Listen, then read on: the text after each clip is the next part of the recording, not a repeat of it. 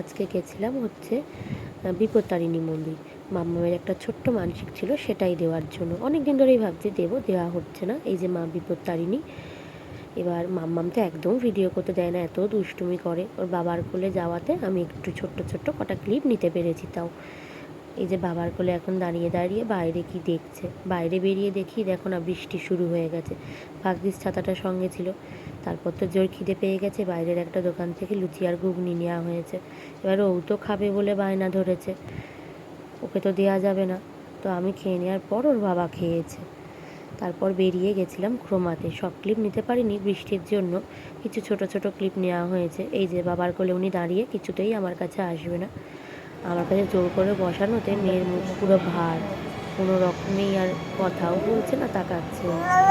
ঠিক আছে, চলো আজকের জন্য এটুকুই, দেখা হবে পরের কোনো ভিডিও। টাটা।